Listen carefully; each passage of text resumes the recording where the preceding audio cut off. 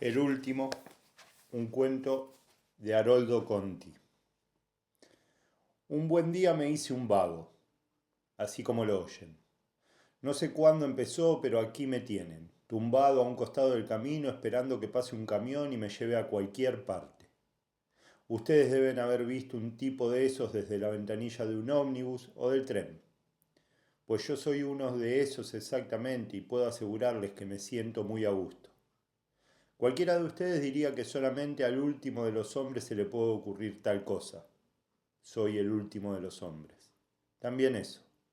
Lo que posiblemente a nadie se le pase por la cabeza es que alguien pueda ser feliz justamente siendo el último de los hombres. Ni siquiera a mí mismo se me hubiera ocurrido hace un tiempo, cuando dentro de mis alcances luchaba con todas mis fuerzas para estar entre los primeros. Pero no es eso lo que quiero decir, al menos por ahora. Me preguntaba sencillamente cuándo empezó. Este es un hábito que me queda de la otra vida, es decir, la vida de ustedes, porque ¿qué puede importarle a un verdadero vago cómo y cuándo empezó cualquier cosa? El día que se me quite esta costumbre, habré alcanzado la perfección, pero comprenderán ustedes que no puedo proponérmelo porque, ante todo, un vago no se propone nada. De manera que lo mejor es dejar así las cosas. Mezclando un asunto y otro, lo mismo me pregunté el día que, del brazo de Margarita, mis manoseos en Parque Lezama, que entonces no tenía esas malditas luces de mercurio que le alumbran a uno hasta el pensamiento, me encontré frente a un cura. Tal vez la cosa empezó ahí. No quiero decir que me tomara desprevenido, pero de cualquier forma con el tiempo pareció que había sido así. Entonces me estaba preguntando cómo y cuándo fue que empezó aquella vida de perro. No es que hubiese dejado de querer a Margarita. Supongo que tampoco ella había dejado de quererme a su manera, pero justamente era esa podrida manera lo que me tenía desconcertado. Bastara que yo dijera blanco para que ella dijera negro. De saberlo un poco antes yo también habría dicho negro, aunque estoy seguro de que eso tampoco habría servido para nada, porque lo más probable es que entonces ella hubiese dicho blanco. Así era Margarita y no le guardo rencor. Quiero que comprendan esto. No le guardo rencor a Margarita ni a toda esa puta vida, como se dice vulgarmente y para abreviar.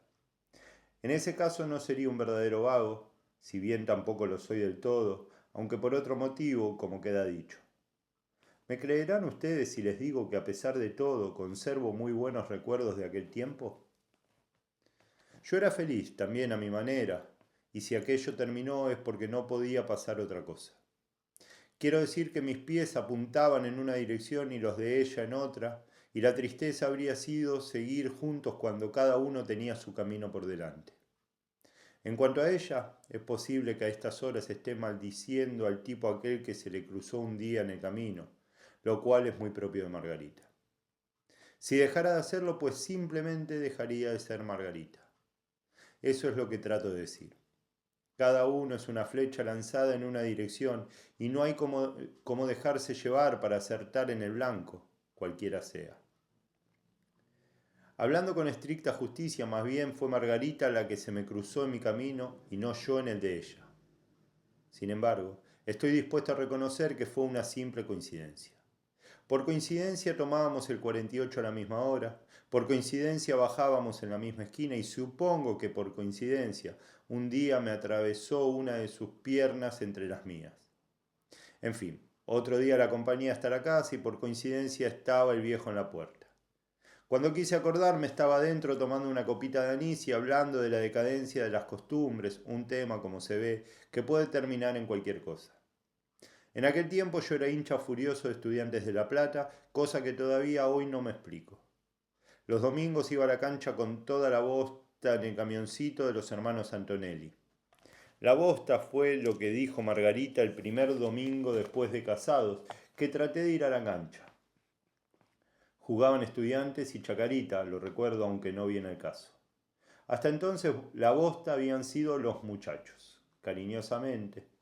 Inclusive llegó a tejerme una bufanda con los colores de Estudiantes. Esto es lo que se dice astucia femenina, pero yo digo simplemente la vida. Dije adiós a la bosta y me puse a trabajar como un condenado a trabajos forzados.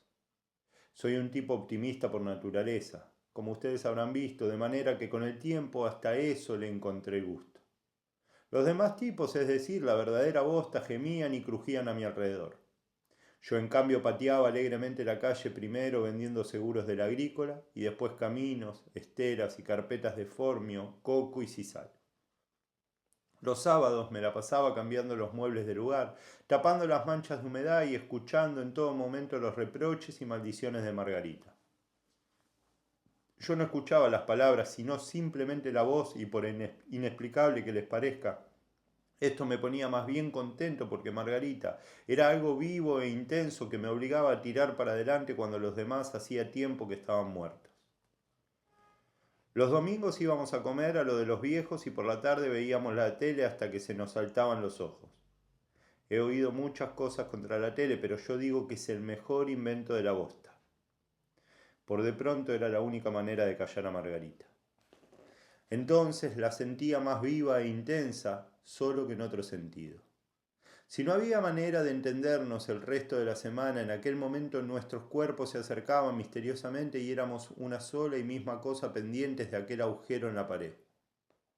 El agujero que digo era la tele, como se comprende y convendrán ustedes en que es una imagen bastante feliz. De cualquier forma, esa era la impresión. Bastaba con girar la perilla y entonces se abría aquel boquete en el mísero departamento de la calle México, quinto piso C, al lado del ascensor que no funcionaba la mitad de las veces, y el mundo se derramaba alegremente por allí. Ahora que lo pienso, tal vez la cosa empezó recién entonces. Yo me quitaba los zapatos en la penumbra, me aflojaba el cinturón y al rato estaba en las Islas Marquesas, por ejemplo. Como dije, las Marquesas pude haber dicho Hong Kong o Miami o el fondo del mar. En un par de horas saltaba de un lado a otro o inclusive de un tiempo a otro. Randall, Peter Gunn, Kentucky Jones, Maverick y hasta Gorilla Maguila. Me resultaban tan familiares como mi viejo o mi vieja, por así decir, porque en realidad nunca entendía a mi vieja y apenas si conocía a mi padre. Hablábamos de ellos con Margarita como si vivieran en la misma cuadra y algunas veces les hablaba a ellos mismos, como si pudieran oírme. Opino que son todos unos grandes tipos, los verdaderos grandes tipos que se necesitan y no de esos pelmas que salen en los diarios todos los días, y sinceramente me felicito de que los domingos se asomaran por aquel agujero para hacernos ver las cosas tal cual son. En cuanto a los avisos, que para muchos resultan la cosa más estúpida del mundo, nos divertían como locos. No sé qué sentido tiene pretender que nos echen un discurso con citas de algún gran tipo para vendernos una pasta de afeitar o un frasco de café instantáneo. Las cosas hay que tomarlas como son. Eso es lo que siempre he dicho. Para nosotros, en cambio, aquello fue una verdadera revelación. Yo, por lo menos, aprendí a apreciar las cosas recién entonces y hoy me parece perfectamente natural que una lata de tomate le hable a una cacerola a presión y que un reloj con voz de pito nos avise el momento de tomar tal o cual pastilla para la digestión. Quiero decir que las cosas están llenas de vida, o por lo menos muertas o vivas en la medida que nosotros estamos muertos o vivos, y que mis zapatos tienen algo que decirme con solo que les preste un poco de atención, que es lo que hago justamente cuando no sé para dónde tirar el primer paso. A Margarita le gustaba acompañar los jingles, mientras yo le decía una especie de contracanto, y por lo que recuerdo fue la única ocasión en que oí cantar a Margarita. Por lo que a mí toca, muchas veces pateando la calle con las muestras de aquellas benditas enteras y carpetas y el mundo que se ponía realmente negro, me bastaba con silbar una de esas musiquitas y el cielo se abría en alguna parte. En fin, que todo eso también terminó. Margarita le tomó fastidio a Mike Hammer, que según ella, en el fondo era un fascista hijo de puta, y a mí que se me dio por defender al tipo como si fuera mi hermano. Total que un día, mientras volaban los tiros de un lado a otro detrás del agujero, Margarita le zampó la plancha justo en el medio. El televisor, es decir, el mundo saltó en 1000 pedazos y al principio creí que uno de los tiros me había volado la cabeza. Herido como estaba, tomé lo primero que encontré a mano. Creo que uno de esos ceniceros hechos con un pistón recortado y se lo tiré a la cabeza con tan buena puntería que cayó al suelo como si la hubiera tumbado un rayo. Todavía humeaba el televisor y ya estaban allí los viejos, el administrador y un cabo de policía con cara de patíbulo que parecía salido de la propia televisión. Cuando volví de la segunda, el administrador todavía estaba allí, o simplemente estaba de nuevo allí. Es un detalle. Lo que me interesa señalar es que había llegado la hora de que cada uno echara a andar por su lado, solo que en ese momento no me di cuenta. De todas maneras fue lo que pasó. La vida decide por uno las más de las veces y todo lo que queda por hacer es preguntarse un tiempo después cómo y cuándo empezó, lo que sea. Por esos días, y esta es otra señal, quebró el tipo de las esteras y quedé en la calle, lo cual es un decir porque nunca había salido de ella. Las cosas iban tan mal entonces que en lugar de amargarme, más bien me alegré. Sea lo que fuere que me reservara la vida, nunca iba a ser peor de lo que había sido hasta entonces. Cuando uno siente deseos de darse la cabeza contra la pared, ese es el momento preciso para las grandes cosas, porque uno en realidad está tan limpio y vacío como si acabara de nacer. Claro que yo pensé en eso. Eché mano de un par de diarios y en una página de los clasificados topé con el siguiente aviso. Joven emprendedor con experiencia comercial para importante negocio. Allí estaba el destino. Me corté el pelo a la americana, me puse un saco sport con cueritos y al rato estaba golpeando en la puerta de una oficina en el segundo patio de una especie de gallinero en la calle Lima y que a primera vista no tenía el aspecto de un negocio ni de otra cosa importante sino más bien de una posilga. Me atendió un tipo parecido al de patrulla de caninos que sin mirarme siquiera dijo, «Usted es el hombre». Y se puso a hablar sobre el futuro, un futuro que no sé muy bien a quién correspondía, en todo caso a la humanidad en general y como tal proporcionalmente a mí también. Cualquier otro se habría dado cuenta de que el tipo estaba medio chiflado, por no decir del todo. En realidad eso me pareció a mí también, pero en lugar de largarme como hubiera hecho cualquiera de ustedes, en su sano juicio, ya que nada bueno podía salir de allí, en el sentido de la bosta, me quedé escuchando al tipo tal vez por eso mismo. Quiero decir que esta clase de chiflados son justamente la sal del mundo, solo que la bosta se da cuenta demasiado tarde. El tipo hablaba como un profeta. Nunca he oído hablar a un profeta, por supuesto, pero me figuro que deben hacerlo así. Según me pareció, se trataba de fundar una sociedad nueva a partir de la venta de lotes en mensualidades. Digo que me pareció porque, como siempre, yo más bien le prestaba atención al sonido de la voz y al aspecto general del fulano. Tal vez las cosas que decía no tuvieran mucho sentido, pero igual era hermoso oírlas porque en medio de toda la roña sencillamente había un tipo que creía en algo distinto de lo que cree el resto de la bosta. Cuando terminó el discurso sacó un plano que extendió sobre el piso y comenzó a explicarme el aspecto más vulgar del asunto. Se trataba de unos lotes en San Vicente con el pomposo título de Barrio Parque La Esperanza. Según el tipo, aquella era la tierra del futuro, y estoy seguro de que estaba en lo cierto porque, como decía mi viejo, si hay algo que tiene futuro es la tierra, cualquiera sea. Solamente se trata de esperar el tiempo necesario. Lo digo aún de esta tierra en la que estoy echado y que por ahora no es más que polvo y silencio. Día vendrá, pero ¿para qué hablar del día que vendrá? Es el estilo que me contagió el tipo. Lo arreglaba todo con el día que vendrá. Cuando le pregunté cuánto me tocaba en todo eso, no del futuro, se entiende, sino de lo que pagarían por él, me echó otro discurso. Yo lo miré a la cara y comprendí en el acto que era el destino el que me hablaba a través de aquel chiflado. De manera que tomé los planos, boletas y folletos que me dio y salí a patear la calle, como si esta vez tirara de mí una fuerza desconocida, y cada paso que diera de ahora en adelante fuese a abrir un camino entre la gente. Al domingo siguiente fuimos a San Vicente en una bañadera que cargamos con los candidatos que habíamos juntado entre Requena y yo. Requena se llamaba el tipo. La mitad de los candidatos iban porque no tenían nada que hacer y seguramente habrían ido al mismo culo del mundo con tal de viajar de arriba. Antes de partir, desde la Plaza Congreso, Requena enarboló una especie de estandarte e improvisó un breve discurso sobre el futuro, el día que vendrá y todas esas cosas. Los tipos quedaron desconcertados y uno preguntó si detrás de eso no estaban los comunistas. De cualquier forma subieron a la bañadera. Requena colgó el estandarte de un costado y zarpamos alegremente hacia esa tierra de promisión. Aquello era un desierto. Me refiero a los terrenos. Solo faltaba un par de camellos y no me hubiera sorprendido que aparecieran en cualquier momento. La mitad de los tipos ni siquiera quiso bajar a cambiar el agua. Yo vi tan pronto como los otros que eran un verdadero desierto y que lo seguiría siendo aún por mucho tiempo, pero el sur me tiró siempre y la tierra pelada y vacía me llena de ansiedad, aunque no está bien dicho ansiedad, ni entusiasmo, ni ninguna otra cosa de las que ustedes dicen en tales casos. Es algo distinto. Yo sé que entre ustedes hay muchos que esperan el día, que quisieran sacudirle un puntapié a la vieja o al jefe o el primer botón que se les cruce en el camino y por eso me permito un consejo. No hagan nada de eso. No lo van a hacer de todas maneras. Vengan y miren la tierra vacía, así como la veo yo ahora, y tal vez las cosas les dejan de dar vuelta dentro de la cabeza y echan a andar por su camino. En ese sentido Requena tenía razón. Aquella era la tierra del futuro, por lo menos para mí.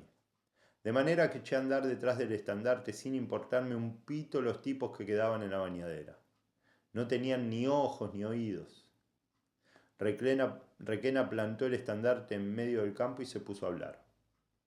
El viento traía y llevaba su voz y al rato nos pareció que hablaba la misma tierra. Así era aquel tipo. Yo sé que estaba solo y que en el fondo le importaba muy poco de nosotros porque sencillamente no necesitaba de nosotros ni de nadie y veía con claridad dónde ponía los pies. Mientras hablaba empezamos a ver que brotaban de la tierra casas, torres, fábricas, negocios, una estación del Roca, un supermercado, 2 escuelas, 4 edificios en torre y un lago artificial. Cuando terminó, los tipos siguieron haciendo cálculos y suposiciones por su cuenta y al rato había una usina, un cuartel, 2 hospitales, un matadero, un frigorífico, un canal de televisión, un monumento a San Martín y por lo menos 4 bancos. Vendimos 15 lotes en total, 3.500 en la mano y 24 cuotas de 1.000. En los meses que siguieron vendimos otros 30, pero llegó el invierno y con las primeras lluvias un arroyito de esos que nunca faltan se salió de madre y de la noche a la mañana el desierto se transformó en un lago, casi en un mar interior. La policía tuvo que sacar en un bote a un tipo que había levantado una casilla. De la calle Lima nos mudamos a la calle Piedras, de Piedras a Bolívar, de Bolívar a Golfarini, que en realidad es una calle que no existe. Su verdadero nombre es Wifra, pero todo el mundo la conoce por Golfarini. Para Requena era una cosa u otra según los casos. Golfarini cuando tenía que cobrar y Wifra en todos los demás. Les digo de paso que si quieren conocer una calle de la vida vayan alguna vez por ahí. A todo esto yo apenas si pisaba el departamento de México. Estaba todo el día en la calle o en uno de esos desiertos que loteaba Requena, marcando calles o clavando banderitas o plantando un letrero y atendiendo al mismo tiempo a los tipos. Era una vida vagabunda. Solo que yo no era un vago propiamente dicho, sino como un tipo perdido, hasta que tomara la medida justa de la tierra. Dormía en cualquier parte y comía salteado. Eso puede desmoralizar a cualquiera, para mí en cambio fue un gran aprendizaje. Uno duerme y come más de la cuenta. No me voy a poner en moralista ahora. Precisamente estoy echado sobre la tierra hace un par de horas sin hacer nada, como no sea pensar en esto que les digo. Además, aunque no estuviera tirado aquí tampoco haría nada. En el sentido de la bosta, ¿se entiende? De manera que soy el menos indicado para echarles un sermón aparte de que me importa un queso. Pero quiero poner las cosas en su lugar. Hay que dejar que el cuerpo se maneje solo y no estarle todo el día encima. En ese caso se vuelve un estorbo y nos planta cuando todavía nos quedan un par de cosas por hacer. Eso fue lo que aprendí entonces. Cuando menos atención le prestaba, más liviano y alegre se volvía.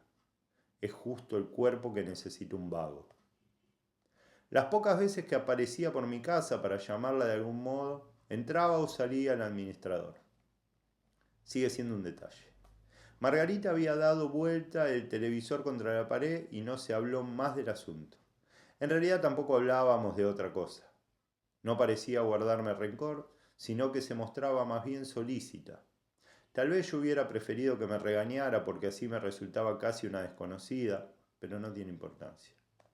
Cenamos una vez en casa del administrador y otra el tipo cenó en la nuestra. Ambos se interesaron juiciosamente en mi nueva vida y supongo que por casualidad también ellos hablaron del futuro. A cada rato nos mirábamos y sonreíamos. Dimos vuelta al asunto de todos lados, pero la verdad que no daba para mucho. Lo de Requena tenía que terminar tarde o temprano, si es que iba a seguir mi camino. Fue por la venta de unos lotes en Garín, 320 fabulosos lotes. Segunda serie, barrio Los Tilos, sobre ruta pavimentada, 3 cuotas de anticipo y posesión, 3 cuotas más. Los tilos brillaban por su ausencia y la ruta pavimentada era solo un proyecto del año 34, pero de cualquier forma los lotes eran muy buenos. En una sola tarde vendimos 54 lotes. Yo mismo compré uno de tan entusiasmado que estaba con lo que decía, y eso fue lo que me salvó. Los lotes eran buenos, como dije, pero resulta que ya habían sido vendidos en un loteo anterior. Cuando cayó la taquería estaba solo en la oficina y me salvé por un pelo porque perdido por perdido. Les mostré la boleta y les dije que era uno de los candidatos. No sé qué se habrá hecho de Requena, pero donde quiera que esté, allá va la vida. Era un gran tipo, a pesar de todo, y estaba vivo de la cabeza a los pies. Al principio, después que me largué solo, si alguna vez me sentía descorazonado, pensaba en Requena y las cosas volvían a sonreír. Yo sé que debe estar en alguna parte sobre esta misma tierra hablando sobre el futuro y el día que vendrá, y espero toparme con él un día de estos, en la primera vuelta del camino. Había llegado mi momento. Con la poca plata que pude arañar en los bolsillos me compré una bicicleta de paseo. Ustedes se preguntarán qué tiene que ver en esto una bicicleta. Si quería largarme, todo lo que debía hacer era tomar el primer camino que se me pusiera por delante. Tienen razón. Sin embargo, todavía estaba lleno de dudas y vacilaciones, es decir, en el fondo aún tomaba en cuenta a la bosta. De manera que me compré una bicicleta, como digo, le reforcé el cuadro, le alargué el portaequipaje, me conseguí un equipo de Boy Scout, me saqué una foto e hice imprimir un centenar de hojas en las cuales anunciaba mis propósitos. Daba una serie de detalles sobre la bicicleta, fijaba metas y objetivos, recomendaba el uso de gomas Pirelli, por lo cual me habían pagado unos pesos, y terminaba con un par de consejos que saqué de un libro titulado La mansedumbre de las flores, que me había regalado Margarita cuando andábamos de novios, seguramente para impresionarme. Cuando estuve listo le anuncié mis proyectos a Margarita para ver la cara que ponía. Contra lo que esperaba, le pareció la mejor idea que había tenido en toda mi vida. Entre ella y el administrador me ayudaron a terminar lo que faltaba. Me proveyeron de vituallas y dinero. Me sugirieron rutas prolongadas y desconocidas y por fin, una neblinosa mañana de abril me despidieron junto con un grupito de curiosos que se había reunido en la vereda. Di una vuelta a la manzana seguido por un par de chicos y cuando pasé frente a la casa de Margarita ya había desaparecido. Levanté una mano de cualquier forma y dije adiós a aquella vida. No voy a contarle los pormenores del viaje, pero en general la pasé bien y todavía le estaría dando a los pedales si no fuese que estaba hecho para otra cosa.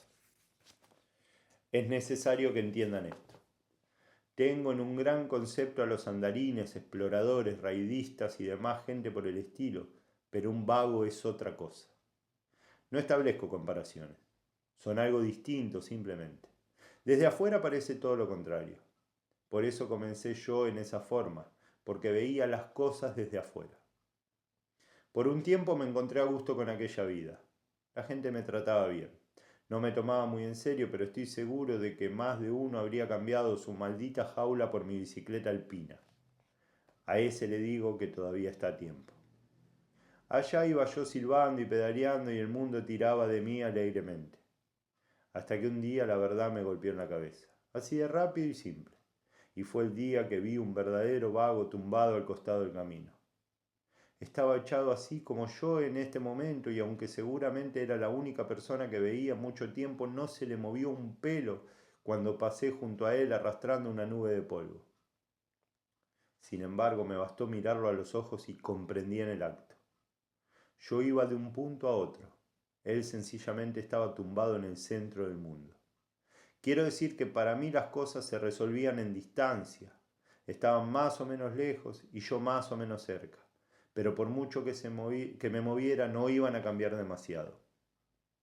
No pretendo que me comprendan, pero con solo que hagan un esfuerzo sabrán lo que digo. Algunos, por supuesto. Los que todavía están vivos, pero con el agua al cuello. Vendí la bicicleta en el primer pueblo que me salió al paso y volví al camino nada más que con lo que tenía puesto.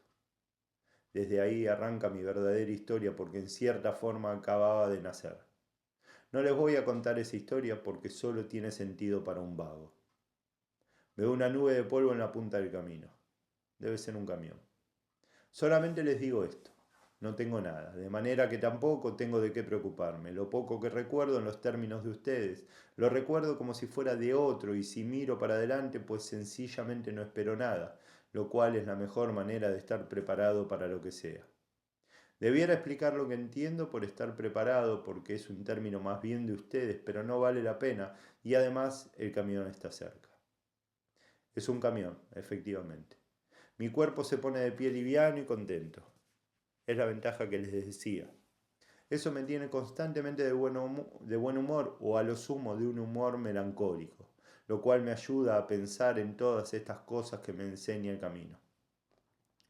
Estoy limpio y vacío en medio de él, de manera que siento la tierra como nadie podría hacerlo en este momento, excepto otro vago. El tipo me debe haber visto y tal vez se alegre porque viene solo. Extiendo mi admiración por los raidistas, a los camioneros también. Por lo menos cuando están en el camino se parecen más a nosotros que a ustedes. Lo digo sin rencor. No sé a dónde me llevará ese camión ni qué será de mí el día de mañana.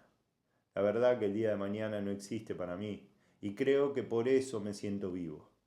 Levanto la mano y el camión se detiene. Hace un rato era una mancha borrosa al extremo del camino. Sé que en este punto mi vida se cruza con la del tipo que trae encima y que a partir de ahora me nace otra vida, por así decir. Sé también que como estoy limpio y vacío le sacaré todo el gusto posible. Así una vez y otra vez. El tipo abre la puerta y agita una mano. Allá voy, donde sea. El último, un cuento de Haroldo Conti.